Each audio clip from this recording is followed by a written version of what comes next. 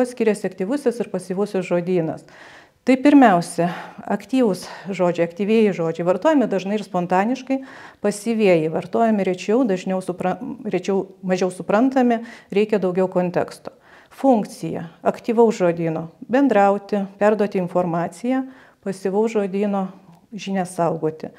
Na ir pavyzdžiai, kokie galėtų būti, tai kasdieniai žodžiai susiję su šeima, draugais arba veiksmažodžiai, kurie susiję su kasdieniais veiksmais, ėjimu, valgymu, gėrimu ir panašiai. Na, o pasyvaus žodyno pavyzdžius galėtume vardyti iš specialios terminijos. Galbūt ir į pasyvų žodyną įeitų ir pasenę žodžiai, kurie vartojami tam tikrose knygose, senose, senovinėse ir panašiai. Kitas dalykas, į ką turime atkreipti, kaip turime didinti savo aktyvųjį žodyną.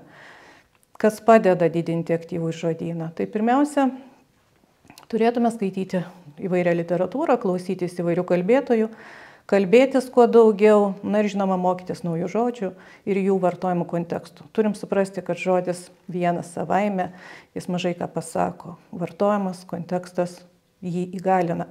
Na ir žinoma, netgi galima žaisti žodžiais, kuo naudojamasi įvairiose viktorinuose, sprendžiant kryžiažodžius ir panašiai. Kodėl svarbu turėti platų žodyną? Tai pirmiausia, tai padeda geriau suprasti iš kitus žmonės, tiksliau išreikšti savo mintis ir jausmus, lengviau mokytis naujų dalykų, na ir taip pat tapti įdomesniu pašnekovu. Taigi, apibendrinant, galima pasakyti, kad aktyvusis ir pasyvusis žodynas yra dvi neatsiejamos mūsų kalbinės kompetencijos dalis. Kuo platesnis ir įvairesnis mūsų žodynas, tuo sėkmingiau galėsime bendrauti, įsisavinti naują informaciją ir bendradarbiauti.